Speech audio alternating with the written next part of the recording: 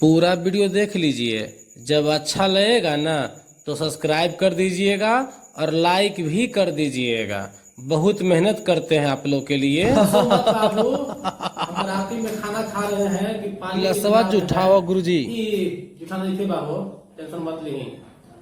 हम भी बिहार के रहने वाला हैं, होली खेल खेलते हैं। आइए आप लोग को भी होली खिलाते हैं। होली खेले रघुबीरा, अवध में होली खेले रघुबीरा। एक गिलास में पानी जो लिए, एक गिलास में पानी जो लिए, और एकरो में डाल दिए नीला, एकरो में डाल दिए नीला, और फिर ऊपर से पीला। होली खेलते हैं रघुबीरा, अवध में होली खेलते हैं रघुबीरा। कल की क्लास में हम लोग लोकल सेल्फ गवर्नमेंट के बारे में पढ़े थे कि लोकल सेल्फ गवर्नमेंट जो है एक विकास की कड़ी को ग्रामीण स्तर तक, गांव स्तर तक, निचले स्तर तक पहुंचाने का एक क्या है, साधन है। बेटा इसको हम लोग एक बार रिकॉल कर लेते हैं कि जो लोकल सेल्फ गवर्नमेंट है वो क्या। देखिए देखो बेटा यहाँ इसको बोलेंगे हम लोग लोकल सेल्फ गवर्नमेंट। क्या बोलेंगे? लोकल सेल्फ गवर्नमेंट दो प्रकार के होता है।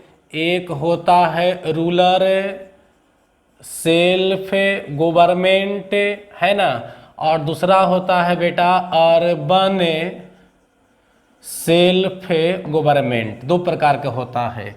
इसको हम लोग जो है बोलते हैं पंचायती, पंचायती राज, और हिंदी में बोलेंगे भी पंचायती राज ही बोलते हैं। हिंदी भी क्या बोलेंगे? हिंदी में पंचायती राज ही बोलते हैं। और देखिए इसको हम लोग बोलते हैं बेटा हिंदी, इंग्लिश में बोलेंगे म्युनिसिपलिटी।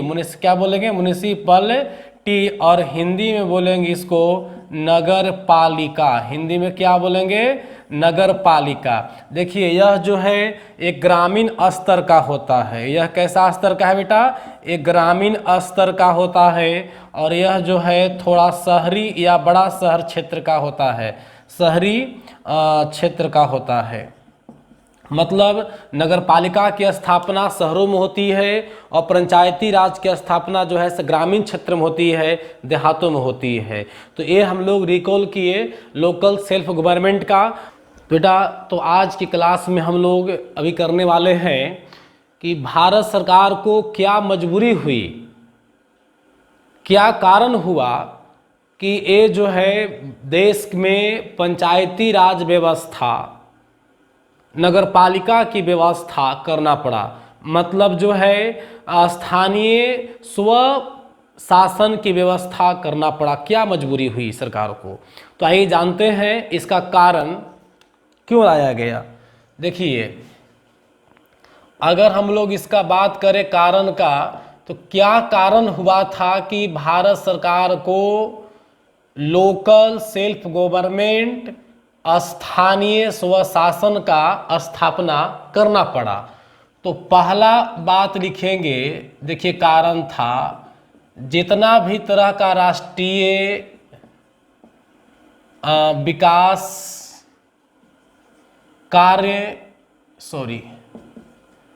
कार्यक्रम थी, राष्ट्रीय विकास कार्यक्रम का असफल होना। मतलब देश के अंदर राष्ट्रीय विकास कार्यक्रम जो सरकार के द्वारा चलाया गया था, भारत सरकार के द्वारा, उसको असफल हो जाने से, राष्ट्रीय विकास कार्यक्रम को असफल हो जाने से स्थानीय स्वशासन का लागू करना पड़ा। दूसरा कारण एक और बना, इसी का मिलता जुलता है, सामुदायिक विकास कार्यक्रम।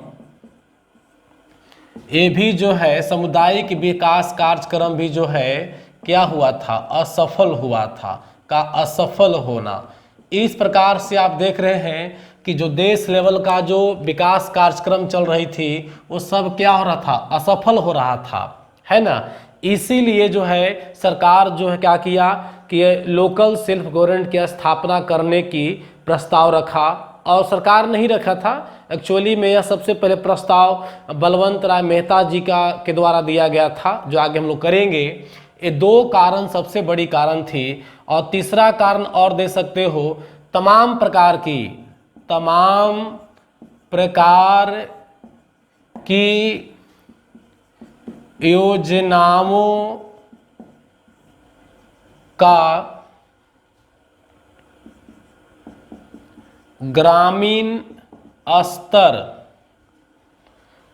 या छोटे शहरों तक के नहीं पहुंचना। मतलब कह सकते हैं बेटा हम लोग कि सरकार की जितनी तरह की योजनाएं थी वो ग्रामीण स्तर तक या छोटे शहरों तक जो है से वह पहुंच नहीं रहा था। तो ये तीन कारण देखे आप, तो इसके लेकर के जो है पंचायती राज या नगर पालिका सिस्टम, मतलब लोकल सेल्फ गवर्नमेंट का स्थापना किया गया। यही तीन बड़ा सबसे कारण है। देखिए तीनों में एक ही चीज आपको दिखाई पड़ रहा है, क्या कॉमन है? विकास। यहाँ भी योजना मतलब क्या? विकास। दैट मीन्स जो देश के अंदर विकास होना चाहिए था निचले स्तर में, वो विकास नहीं हो रहा था, जिसके कारण भारत सरकार को लोकल सेल्फ गवर्नमेंट, स्थानीय स्वशासन व्यवस्था को लागू करना पड़ा। और लोकल सेल्फ गवर्नमेंट का प्रस्ताव सबसे पहले किसने दिया था? बलवंत राय मेहता समिति के द्वारा दिया गया था। बलवंत राय मेहता समिति का अध्यक्षता कौन किए थे? बलवंत राय मेहता ही किए थे। उसको हम आगे करेंगे। फिलहाल ये तीन कारण आप माइंड में बैठा कर रखिएगा। अगर कभी भी एग्जाम में प्रश्न आ जाए, चाहे ग्रुप डी का हो या रेलवे का हो, एसएससी का हो, यूपीएससी का, बीपीएससी, कहीं भी क्वेश्चन आ जाए कि भारत में पंचायती राज लागू करने का मुख्य उद्देश्य क्या था, मुख्य उद्देश्य था, मुख्य कारण क्या था, मुख्य कारण क्या था, उद्देश्य क्या था। देखो कारण और उद्देश्य दोनों जो है से एक ही चीज है, बशर्ते एक निगेटिव एक पॉजिटिव है। कारण निगेटिव बनता है और उद्देश्य पॉजिटिव बनता है, बस यही देख लो। कारण मतलब क्या? निगेटिव, दैट मीन्स असफल होना।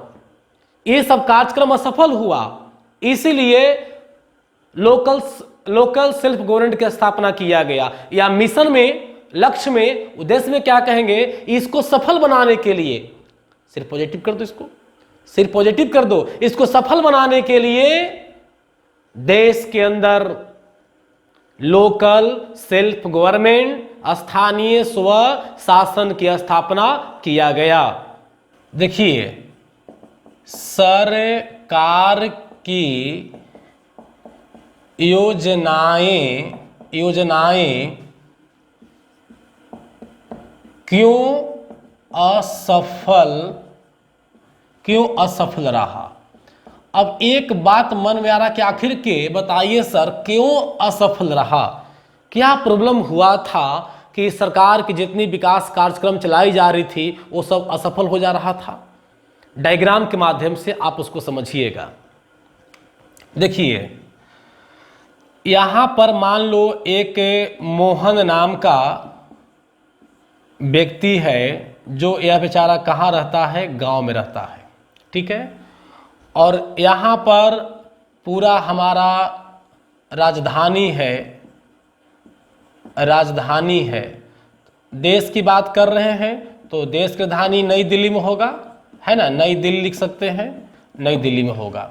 तो मोहन को अगर मान लो गांव में कोई भी चीज काम कराना होगा, चाहे नली की हो, स्ट्रीट लाइट की हो, पीसीसी करना हो, जिस चीज की बात हो, गांव में कोई भी काम कराना होगा तो बेचारा को यहाँ से मोहन को कहाँ जाना होगा? दिल्ली जाना होगा, दिल्ली जाना होगा। अब आप सोचिए कि इसको दिल्ली जाने में क्या इसको इन्वेस्टिंग है, कितना इसको पैसा खर्च होगा, कितना इसका समय बर्बाद होगा। और वो भी जिससे ही मिलने जा रहा था, मान लो राजधानी में ए पर्सन से मिलने गया, जो मिनिस्टर इसका है, मान लो कि अगर ग्रामीण विकास का जो मंत्री है उससे मिलने गया हो या फाइनेंस मिनिस्टर से मिलने गया हो, किसी भी व्यक्ति से, जिस व्यक्ति से काम होगा उससे अगर यहाँ मिलने गया, सपोज दैट यह व्यक्ति अब्सेंट रहा, अनुपस्थित रहा, तब बताओ क्या होगा। एक बार गया बेचारा, पैसा खर्च किया, पहुंचा, लेकिन वहां जिससे मिलना था वह अनुपस्थित था। और मंत्री लेवल के आदमी से आपको मोबाइल पे बात करना इतना आसान बात नहीं है। उसको, उसका जो पीए होते हैं, जो निचले स्तर के पीए होते हैं, उसको ही पता नहीं रहता है कि हमारे जो मंत्री जी हैं कब कहाँ पर जाएंगे, कब आगमन होगा, कब क्या होगा, कुछ नहीं पता है, कब क्या मूड हो जाएगा, किधर चलना है से। तो देखिए, तो अब बेचारा ये दिल्ली में अगर 2-3 दिन रह कर इंतजार भी करता है, आई विदेश निकल गए हैं, अब मुलाकात नहीं होगा। बताइए, एक बार तो चला गया बेचारा, दोबारा जाना संभव है? नहीं संभव है। तो ये जो मार्ग अपनाया गया, इनकी जो योजना थी इसके गांव तक नहीं पहुंचा, इनकी जो योजना थी इनकी गांव तक बेचारा तक नहीं पहुंचा। क्यों? क्योंकि बहुत ज़्यादा दूरी है। और दूरी का मतलब डिस्टेंस नहीं, यहाँ दूरी का मतलब हुआ कि यहाँ पहुंचना दूर की बात है, मंत्री से मिलना दूर की बात है।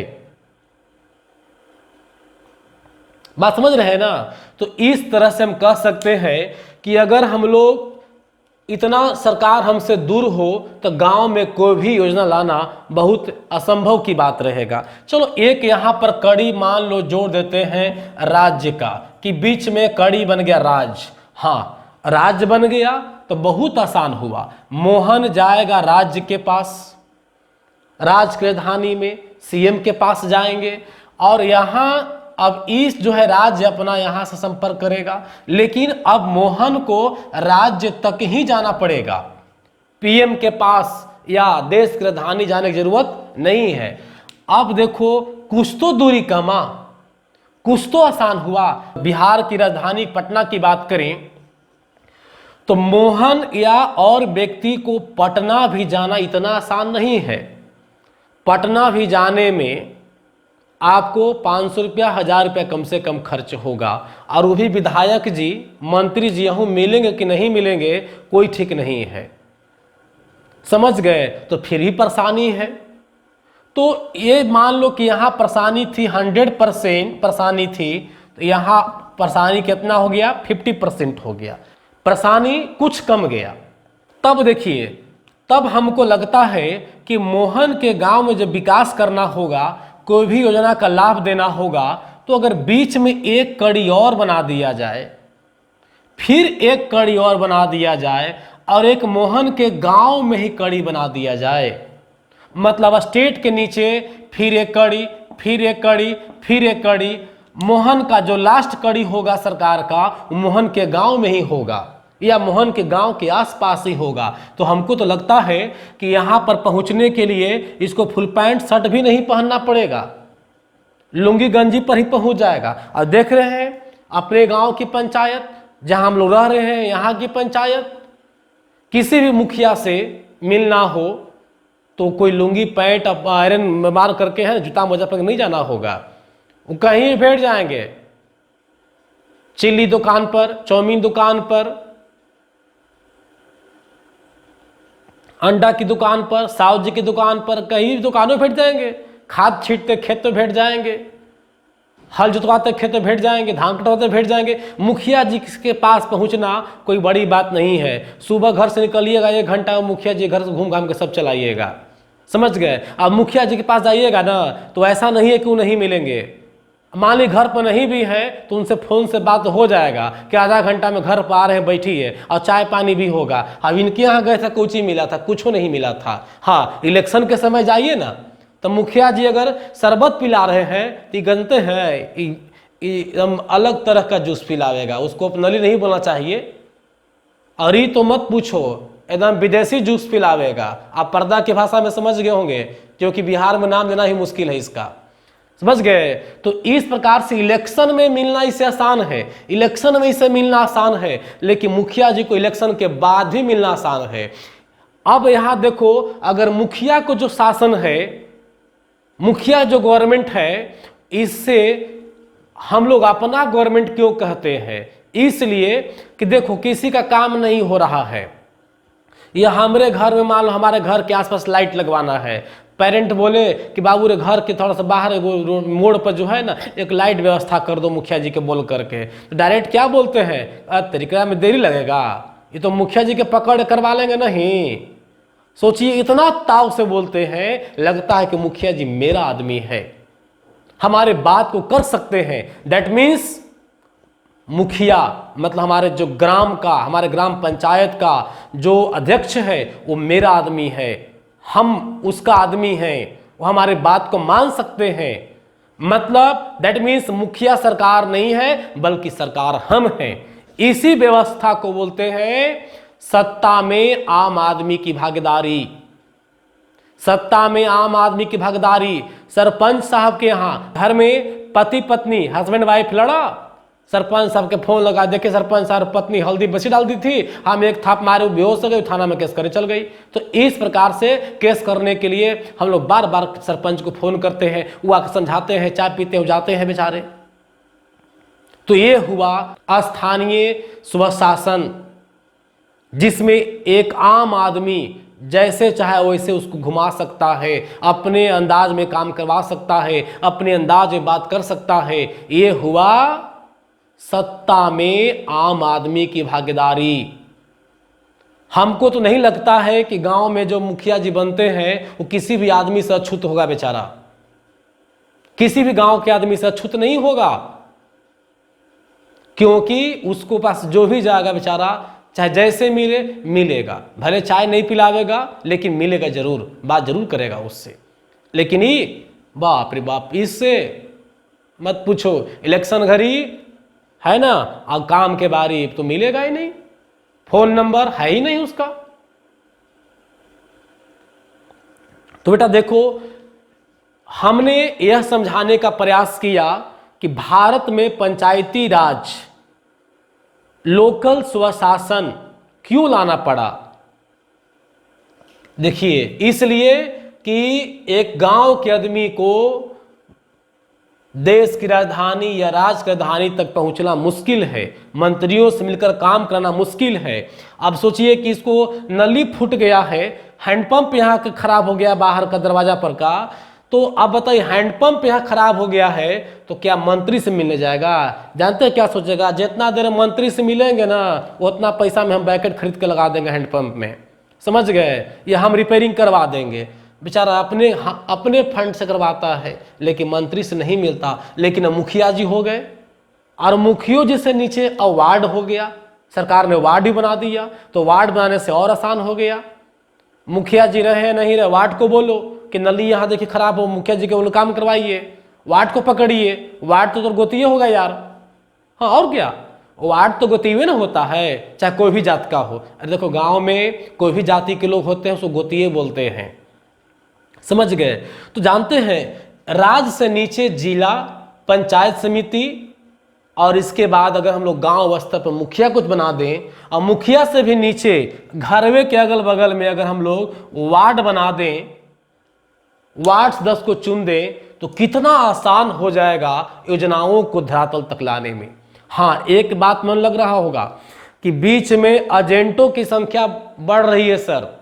एजेंट कहना नहीं चाहिए था, लेकिन एजेंटों की संख्या इसलिए कहे कि हमारे देश के अंदर 90% से अधिक लोग पदाधिकारी हो चाहे नेता हो, एजेंट का ही काम करते हैं। देखिए कैसे, सरकार की योजना में मान लो 100 गो नल पारित हुआ कि फलाने गांव में 100 गो नल लगवा दीजिए, 100 गो नल लगवा दीजिए। मुखिया जी के पास 10 गो नल पहुंचेगा, गांव में कै गो पहुंचेगा? 10 गो, और 10 गो मुखिया जी कै गो लगा देंगे? समझिए कि 5 गो नल लगाएंगे बेचारे। 5 गो नल कहाँ गया? उनका चुनाव में गया। बाकी जी नल कहाँ गया? 3 लोग के पेट भरा। कड़ी में थोड़ा सा परेशानी होगी, लेकिन चलो कोई बात नहीं, कम से कम 5 नल तो आ गया गांव में। अगर हमारे मुखिया सरपंच नहीं होते तब कै गो नल आता? इसलिए याद रखिए, देश में अगर योजनाओं को धरातल तक उतारना है, ग्रामीण स्तर तक उतारना है, गरीब लोगों तक पहुंचाना होगा, तो जितना ही लोकतांत्रिक विकेंद्रीकरण होगा, मतलब जितना ही सत्ता सरकार निचले स्तर तक बनाया जाएगा, वो तो नहीं विकास क्या होगा, ज्यादा होगा। क्लियर हो गया? तो इस प्रकार से हम समझें कि सरकार की योजनाएं क्यों असफल रहा। कब? जब पंचायती राज नहीं था। तो बताइए, इसमें सफलता पाने के लिए बीच में और कड़ी बढ़ाना होगा ना। तो इसी कड़ी को बढ़ाने के लिए बलवंत राय मेहता ने सबसे पहली बार प्रस्ताव दिया था। बलवंत राय मेहता ने सबसे पहली बार प्रस्ताव दिया कि एक आम आदमी और सरकार के बीच दूरी बहुत बड़ी है, इस दूरी को कम करने के लिए बीच में और स्तर बनाना होगा और लेवल बनाना होगा, सरकार निचले स्तर तक बनाना होगा। तो किस प्रकार से उन्होंने स्तर बनाने की बात कही, हम अब उनके समिति में पढ़ेंगे तो बात क्लियर करें। जब सरकार की सभी योजनाएं असफल हो रही थी, तो इसी परिवेश में उसी समय सरकार जो है एक समिति का गठन करने का आदेश दिया, और वह समिति बना जिसका नाम था बलवंत राय मेहता समिति। क्या नाम था बेटा? बलवंत राय मेहता समिति। और बलवंत राय मेहता समिति को गठन करने के लिए यह प्रस्ताव की मंजूरी किसने दिया था? योजना आयोग ने दिया था। तो आइए हम करते हैं बलवंत राय मेहता समिति के बारे में। बलवंत राय मेहता समिति, बलवंत राय मेहता समिति के बारे में करते हैं हम डिस्कस। बलवंत राय मेहता समिति का जो है मंजूरी कहाँ से मिला, पहले ये बात करते हैं हम लोग। इसको मंजूरी मिला योजना आयोग से। कहाँ से मिला मंजूरी इसको? योजना आयोग से। बलवंत राय मेहता समिति का जो गठन हुआ, मंजूरी कहाँ से मिला? योजना आयोग से। और कब गठन हुआ बेटा? गठन समय अगर पूछा जाए तो यह गठन हुआ था कितना में? 1957 ईस्वी में। कब गठन हुआ था? 1957 ईस्वी में से गठन हुआ था। याद रखिए, कभी कभी डेट यह 56 भी दिया जाता है। तो देखिए, दिसंबर 56 में गठन का प्रस्ताव आया था, लेकिन एक्चुअली में गठन हुआ था जनवरी 1957 में। ठीक है, और रिपोर्ट इन्होंने भी दे दिया 57 में ही रिपोर्ट भी दे दिया था। तो देखो, तो गठन हुआ 1957 में, रिपोर्ट इनका आ गया था दिसंबर, लगभग दिसंबर ही था, दिसंबर 1957 ईस्वी में आ गया था रिपोर्ट। क्लियर हो गया? अब देखो, एक पॉइंट और याद रखिएगा, योजना आयोग का जब आप नाम यहाँ पर लिए हम लोग या जाने, तो याद रखिएगा योजना आयोग का पहला पॉइंट स्थापना। याद रखिएगा, योजना आयोग का स्थापना हुआ था बेटा 15 मार्च 1950 ईस्वी को हुआ था। डेट याद रखिएगा। योजना आयोग का स्थापना कब हुआ था? 15 मार्च 1950 का हुआ था। और इसका अध्यक्ष कौन हुआ करते थे? इसके अध्यक्ष होते थे देश के प्रधानमंत्री। कौन होते थे? प्रधानमंत्री हुआ करते थे। ठीक है, अब देखना है ये दो बात यहाँ अक्सर पहले एग्जाम में पूछा था कि स्थापना कब हुआ और अध्यक्ष कौन हुआ करते थे। अब इसी का नया नाम हो गया, इसी का नया नाम क्या आ गया जानते हैं? अब नाम आ गया नीति आयोग। इसका नाम पड़ गया नीति आयोग। कब से नीति आयोग नाम पड़ा? कब से नाम पड़ा? तो यह नाम पड़ा 1 जनवरी 2015 से। किस सरकार के द्वारा लाया गया? एनडीए सरकार के द्वारा लाया गया। मतलब प्रधानमंत्री मोदी जी है ना, मोदी भाजपा सरकार के, एनडीए भाजपा सरकार के द्वारा लाया गया था। तो याद रखिएगा, योजना आयोग को अब हम लोग किस नाम से जानते हैं? नीति आयोग के नाम से जानते हैं। कब से इसका नाम पड़ा नीति आयोग? 1 जनवरी कितना 2015 से। किस सरकार के द्वारा नीति आयोग गठन किया गया? एनडीए के द्वारा। योजना आयोग का स्थापना कब हुआ था? 15 मार्च 1950 को। अध्यक्ष कौन हुआ करते थे? प्रधानमंत्री। आज भी अध्यक्ष यही होंगे, प्रधानमंत्री ही होंगे। बस कुछ नहीं, खाली नाम चेंज हुआ है और थोड़ा बहुत जो है से रिफॉर्म किया गया, थोड़ा बहुत चेंजिंग भी किया गया था। चलो, तो ये हम लोग पॉइंट योजना आयोग के बारे में देख लिए। बलवंत राय मेहता समिति का जो मंजूरी दिया गया, किसके द्वारा? योजना आयोग के द्वारा दिया गया। गठन कब किया गया? 1957 में किया गया। रिपोर्ट कब दिया गया? दिसंबर 1957 में ही दे दिया गया था। और इसकी अध्यक्षता की बात अगर करें हम लोग कि अध्यक्षता कौन किए थे, तो यही किए थे, याद रखिएगा, बलवंत राय मेहता। कौन किए बेटा? बलवंत राय मेहता जी ही अध्यक्षता किए थे। तो ये हुआ शॉर्ट संक्षेप बलवंत राय मेहता जी का। अब इनका रिपोर्ट में जो है क्या प्रस्ताव दिया इन्होंने? प्रस्ताव क्या दिया? देखिए, प्रस्ताव ये दिए इन्होंने, डायरेक्ट रूप से बोल दिया कि लोकतांत्रिक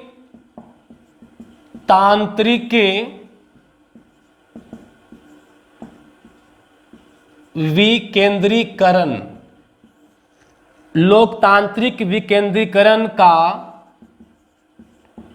बढ़ावा दिया जाए। देखिए, लोकतांत्रिक विकेंद्रीकरण का बढ़ावा दिया जाए, इसका मतलब यह हुआ कि देश में जो लोकतांत्रिक सरकार चल रही है उसको केंद्रीकरण नहीं विकेंद्रीकरण किया जाए। केंद्रीकरण का मतलब हुआ कि सेंटर से सरकार चलाना नहीं, उसको विकेंद्रित किया जाए। मतलब सेंटर से स्टेट में आइए, स्टेट से जिला में आइए, जिला से प्रखंड में आइए, प्रखंड से ग्राम में जाइए। इस प्रकार से विकेंद्रित कीजिए, कई केंद्रों का निर्माण कीजिए, तब जाके सरकार की योजनाएं गांव तक पहुंचेगी। एक पॉइंट क्लियर हो गया। दूसरा, त्रिस्तरीय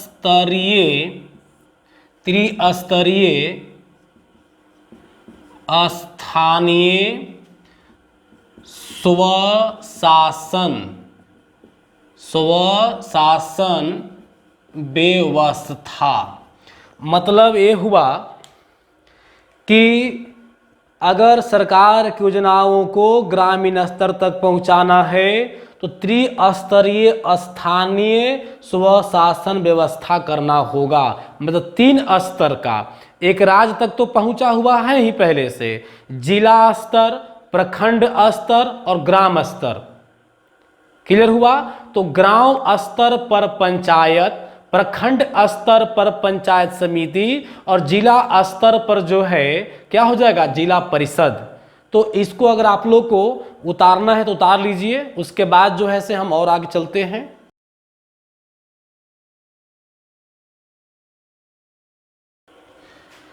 देखिए, त्रिस्तरीय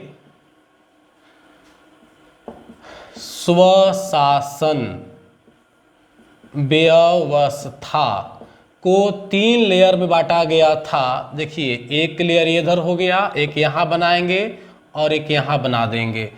पहला स्तर था बेटा, जो सबसे नीचे का स्तर था, वो था गांव स्तर यानी ग्राम स्तर पर।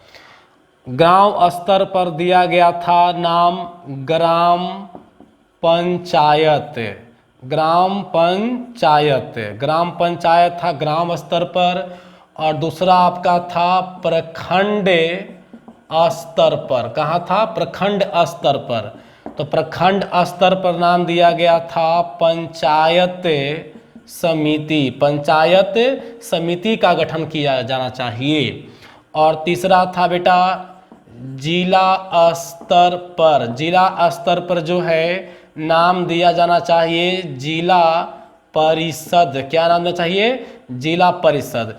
इस प्रकार से बलवंत राय मेहता जी का जो सिफारिश आई थी, जो सुझाव आया था सरकार के लिए, वो था कि त्रिस्तरीय स्वशासन व्यवस्था को लागू कीजिए, योजना हर गरीब तक पहुंच सकता है। ग्राम स्तर पर ग्राम पंचायत बनाइए, प्रखंड स्तर पर पंचायत समिति बनाइए और जिला स्तर पर जिला परिषद बनाइए। क्लियर हो गया बेटा? तो इस प्रकार से हम लोग देखिए बलवंत राय मेहता जी समिति का प्रस्ताव देखे और उनका जो है गप गठन हुआ देखे, तो एक बार इसको रिकॉल कर लीजिए। बलवंत राय मेहता समिति का गठन 1957 ईस्वी में योजना आयोग के सिफारिश पर किया गया था। बलवंत राय मेहता समिति गठन क्यों हुआ? क्योंकि देश के अंदर भी सभी विकास कार्यक्रम असफल हो जा रहे थे। उसी को देख रेख के लिए, उसके जांच के लिए, विफलता की कारण खोजने के लिए योजना आयोग के सिफारिश पर 1957 ईस्वी में बलवंत राय मेहता समिति का गठन हुआ, जिसकी अध्यक्षता बलवंत राय मेहता जी खुद कर रहे थे।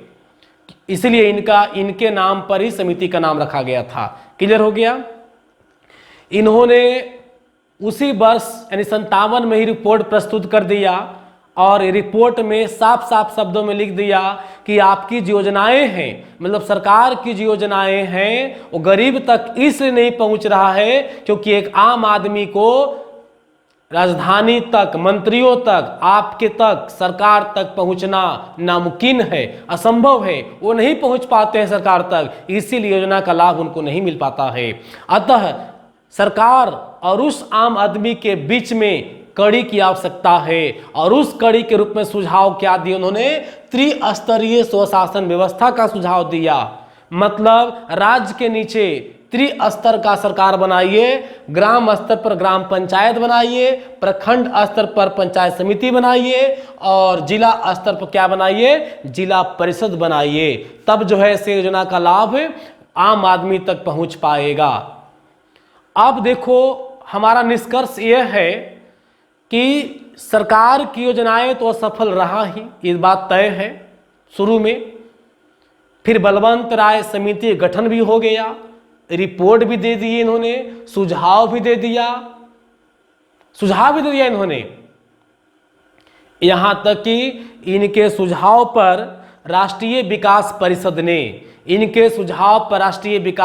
ने मोहर भी लगा दिया।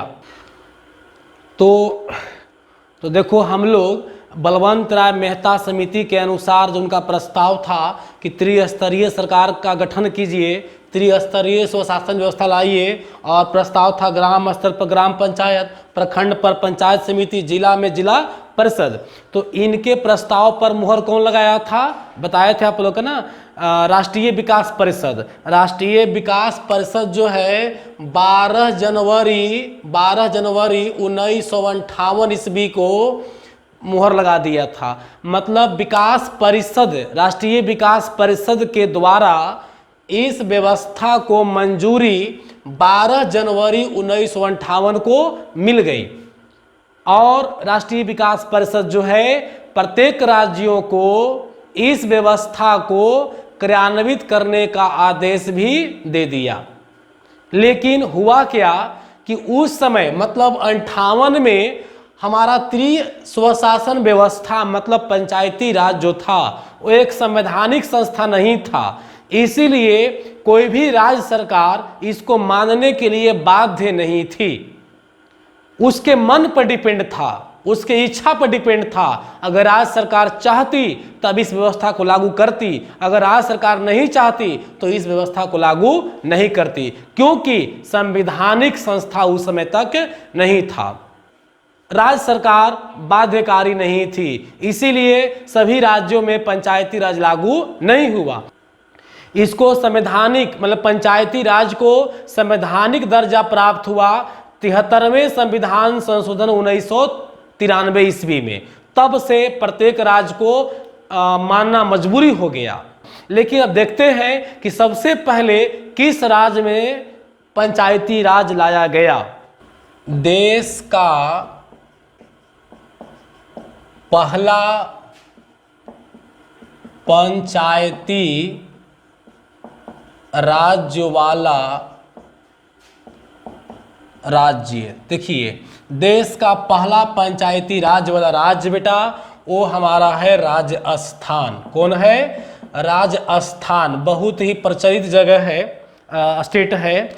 उस समय तो कोई खास प्रचलित नहीं थे, लेकिन आज तो कई एक जो है से जीएस वगैरह से भरा हुआ है। यहाँ से देखिए देश का सबसे बड़ा मरुस्थल थार मरुस्थल राजस्थान में ही है। अरावली पर्वत का विस्तार ज़्यादातर राजस्थान में ही है। माउंट आबू राजस्थान में ही है। बहुत सारा इसका फैक्ट्स है जो हम लोग आगे पढ़ेंगे। फिलहाल देखिए देश का पहला पंचायती राज और राज्य कौन हुआ? राजस्थान हुआ। कौन हुआ? राजस्थान। राजस्थान में एक जिला है जिसका नाम है नागौर। क्या नाम है? नागौर। जिला का नाम क्या है बेटा? नागौर। कौन सा जिला? नागौर जिला में 2 अक्टूबर नागौर जिला में 2 अक्टूबर 1900 कितना 59 ईस्वी में पंचायती राज सबसे पहले लागू हुआ। किसके द्वारा स्थापना किया गया? तत्कालीन प्रधानमंत्री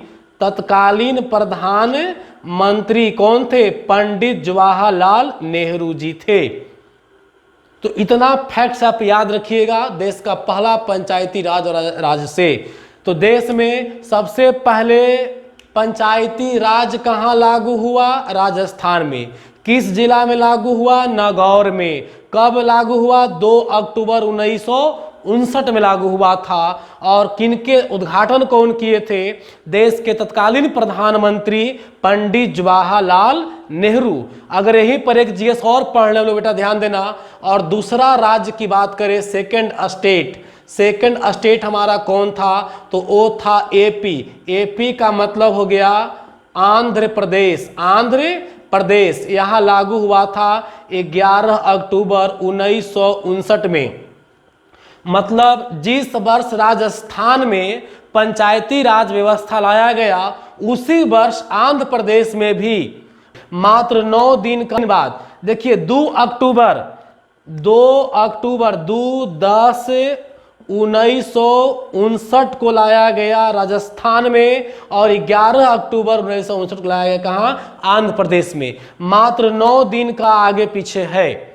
तो देश का पहला पंचायती राज वाला राज्य कौन होगा? तो राजस्थान होगा। जिला नागौर। कब हुआ? 2 अक्टूबर 1959।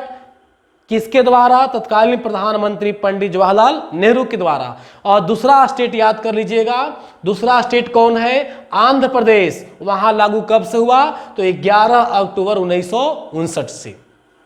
पॉइंट क्लियर हो गया? तो हम लोग यहां क्लियर किए देश का पहला पंचायती राज्य वाला राज्य। यहां से अब आपको कोई कंफ्यूजन नहीं होनी चाहिए। क्लियर है? देश के विकास के लिए, सरकार की योजनाओं गरीब तक उतारने के लिए बलवंत राय मेहता जी का इतना अच्छा प्रस्ताव था, लेकिन जो पंचायती राज राष्ट्रीय विकास परिषद के द्वारा जो लाया गया बलवंत राय मेहता जी के सिफारिश पर, उनके कहने पर, वह समिति संवैधानिक नहीं होने के कारण पूर्ण रूप से विफल रहा। पूर्ण रूप से नहीं, कुछ कुछ स्टेट लागू कर किए हुए था, मतलब सफलता नहीं मिली, विफल रहा पंचायती राज। तो क्यों विफल रहा? क्योंकि संवैधानिक संस्था नहीं था। तो आइए इसके बाद जिक्र करते हैं पंचायती राज मतलब स्वशासन की विफलता। क्यों विफल हुआ?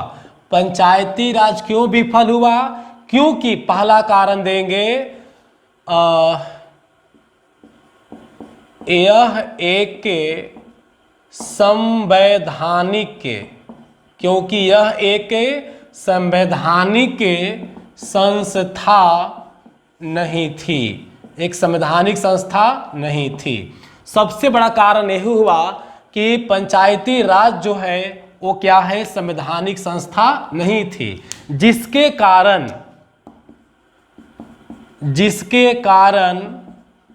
राज्य सरकार लागू करने के लिए बाध्यकारी नहीं थी। बाध्यकारी का मतलब होता है मजबूर।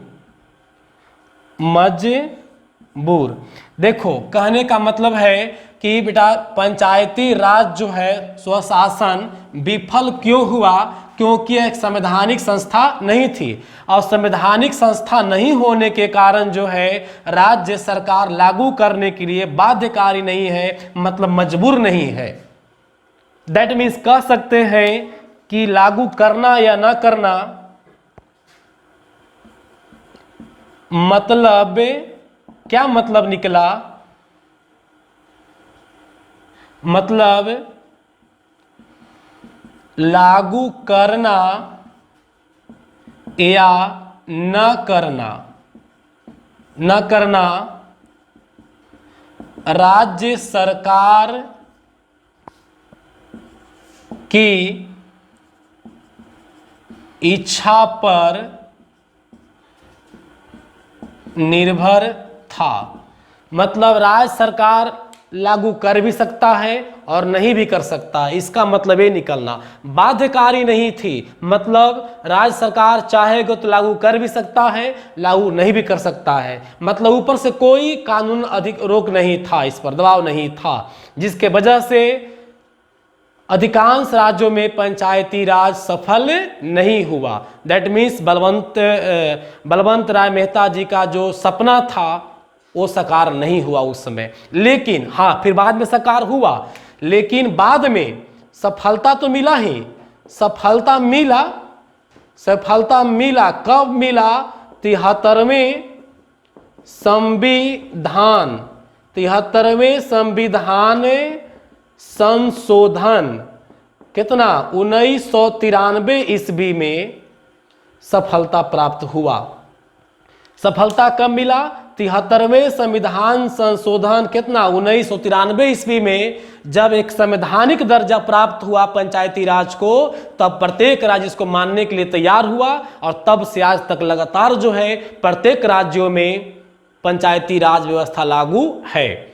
हाँ, एक कंडीशन दिया गया था इसमें, जिस राज्य में जनसंख्या 20 लाख से कम हो, जिस राज्य में जनसंख्या 20 लाख से क्या हो, कम हो, जिस राज्य में जनसंख्या 20 लाख से कम हो, वो चाहे तो प्रखंड स्तर वाले पद पंचायत समिति था उसको खत्म कर सकता है।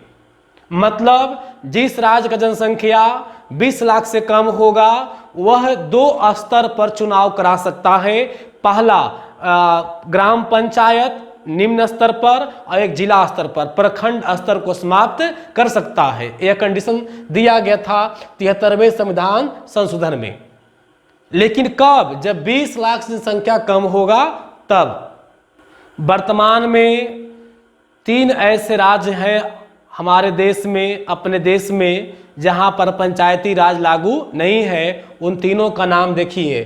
पहला होगा नागालैंड, पहला क्या होगा? नागालैंड। और दूसरा राज्य हो जाएगा मिजोरम, दूसरा कौन हो जाएगा? मिजोरम। और तीसरा आपका हो गया बेटा मेघालय। तीसरा क्या हो गया? मेघालय। मतलब ये जो 3 पूर्वोत्तर राज्य हैं, ये 3 जो पूर्वोत्तर राज्य हैं जहां पर याद रखिएगा पंचायती राज व्यवस्था लागू नहीं है। तो भारत के 3 ऐसे मात्र राज्य, नागालैंड, मिजोरम, मेघालय, जहां पर पंचायती राज व्यवस्था नहीं है। और एक बात और याद कर लीजिएगा, तीनों राज्य का जो है राजभाषा क्या है? इंग्लिश है भी इंपॉर्टेंट, बहुत ही याद रखिएगा। तो याद क्लियर हो गया आपको कि भारत में यानी हमारे देश में 3 राज्य, नागालैंड, मिजोरम, मेघालय, यानी ये पूर्वोत्तर राज्य हैं। ये तीनों राज्यों में पंचायती राज व्यवस्था लागू नहीं है। बात समझ रहे हैं? और ये तीनों पूर्वोत्तर राज्य है, मतलब कह सकते हैं हम लोग कि यह जो है 7 सिस्टर्स का भाग है। 7 सिस्टर, सातों रे बहनिया के भैरव को भैया, है ना, सुने हुए भूगोल में। चलिए और एक याद रखिएगा केंद्र शासित प्रदेश में, केंद्र शासित प्रदेश में जो है वो केवल दिल्ली में, इसमें दिल्ली में जो है पंचायती राज व्यवस्था नहीं है, पंचायती राज व्यवस्था नहीं है। तो प्रश्न उठ रहा होगा मन में कि सर इन लोग के यहाँ तो जनसंख्या का प्रॉब्लम है, कम है, इसलिए पंचायती राज व्यवस्था नहीं है, लेकिन दिल्ली में क्या है, यहाँ जनसंख्या अच्छा खासा है। तो याद रखिएगा दिल्ली पूर्ण रूप से नगरीकरण है, वहाँ ग्रामीण क्षेत्र नहीं है, इसलिए वो पंचायती राज की वहाँ जरूरत नहीं है। तो केंद्र शासित प्रदेश में केवल दिल्ली में याद रखिएगा पंचायती राज नहीं है, मतलब दिल्ली में मुखिया जी का कोई काम नहीं है, ठीक है। और उसी प्रकार से नागालैंड, मिजोरम, मेघालय में भी मुखिया जी की जरूरत नहीं है। क्लियर हो गया। तो बाबू आज हम लोग जो है आज की क्लास में बलवंत राय मेहता जी का जो सिफारिश के अनुसार या उनके सिफारिश पर राष्ट्रीय विकास परिषद जो देश में त्रिस्तरीय पंचायती राज का स्थापना का जो मंजूरी दी थी, वह मंजूरी उस व्यवस्था के बारे में हम लोग आज क्लास किए। अब हम लोग इसके विकास के बारे में कितना लागू रहेगा, कितना लागू नहीं होगा, कैसे इसकी प्रक्रिया होगी, ये शासन कैसे चलेगा, किस पद के लिए कौन प्रधान होगा, आगे क्लास में करेंगे। आज यहीं पर क्लास स्टॉप करते हैं।